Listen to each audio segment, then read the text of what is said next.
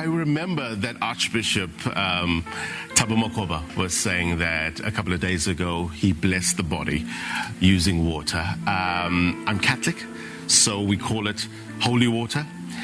Maybe it's symbolic that the nation in Cape Town as well gets the blessing, gets the sprinkling as well. And I think it's something that the Archbishop Emeritus Desmond Tutu would want to offer the blessings as he departs. Of course, this is a special broadcast in the run-up to his funeral, but we're not just only going to be focusing on what's taking place today. We're really going to bring in you the life and the times of the Archbishop Emeritus Desmond Tutu, who has lived a very full life, Blaine. He was supposed to study medicine, but dropped out because he couldn't afford the tuition, and then went on to become a teacher, a theologian, a political activist, and so much more. Our colleagues, Bongiwe Zwane and Vuyo Mvoko, are in Cape Town bringing us footage alongside other colleagues as well. Definitely, we'll cross to Cape Town in a short while, give you a sense of what we're talking about here. The sentiment on the ground, the funeral service set to take place at around 10 o'clock or so, but we're building up to it and getting you the multifaceted side of Desmond Tutu. Among his characteristics, Archbishop Emeritus Desmond Tutu will also be remembered for his uncompromising stance on the country's leadership. The African National Congress, the governing party, was not exempt from the Archbishop's criticism. Many a time he voiced his dismay over the ANC's approach or response to some of the country's issues. Yeah, some of these included the party's efforts to fight HIV and AIDS as well as corruption. We'll get back to that clip a little bit later on. Let's take you to Cape Town, where the funeral service is happening in a few hours. Our colleague Lulama Matya is standing by. A very good morning to Lulama. Describe what's happening around you.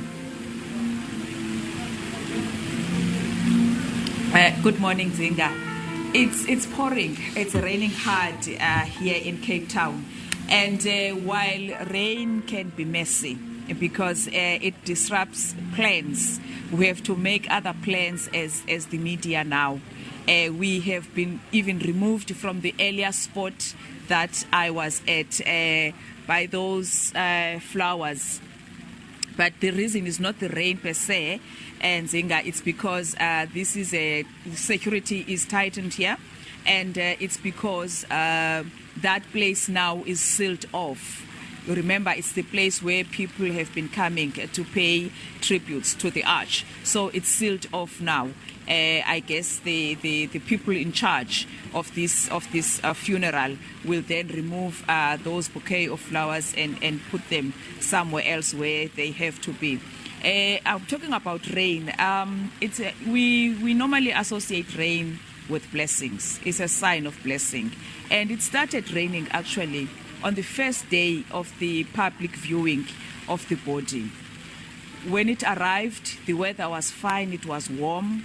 When just before the public started viewing the body, it rained throughout midday. But in that afternoon on Thursday, it cleared again. It's raining today. And in Cape Town, Zinga, this rain, well, I'm saying, while it is a blessing, but we're considering people who are living in informal areas, in low-lying areas, a weather like this, I'm sure they are not looking forward to it. And secondly, it's a new year. People were planning to go to the beach to celebrate the day, but today they cannot. On the other side, we will say it's blessing. The Arch is blessing us with rain. As people of South Africa, the mourners who have been coming here to pay tribute to him were saying that he was a blessing to this country. When I read the messages of condolences on the other side, at the back of me, those messages are paying tribute to him for the role that he has played. They are thanking him for the role that he has played. They are thanking God for keeping the Arch until he is 90 years old. So, indeed, some will say it's a blessed day today.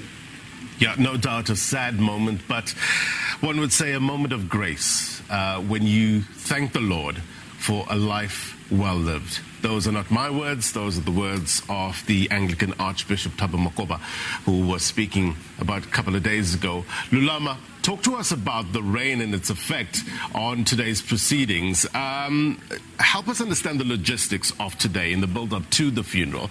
Were people expected to line the route, and would the rain play any part in that?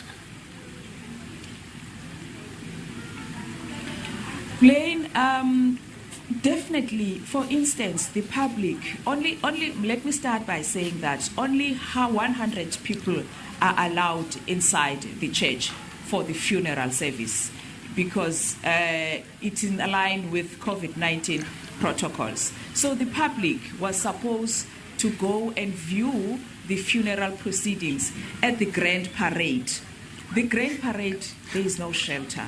It's an open space. So I'm sure now those plans, it's challenging now because it is raining.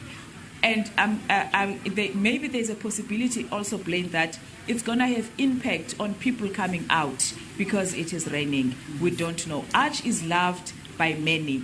While they were coming here to view the body, when it was raining, they will stand in the tube lane. They were patient, they were waiting, they didn't go away. Maybe again today, because of their love for the Arch, they will come out despite this rainy weather. Yeah, look, Lulama, I think we can assume that they will adopt the same stance. So we've seen that a couple of days ago it was raining, but they still stood there waiting in that line to pay their respects. His presence and the importance of his stature, not only in South Africa but around the world, will draw them there. Lulama Matya, live for us in the Mother City. Thank you.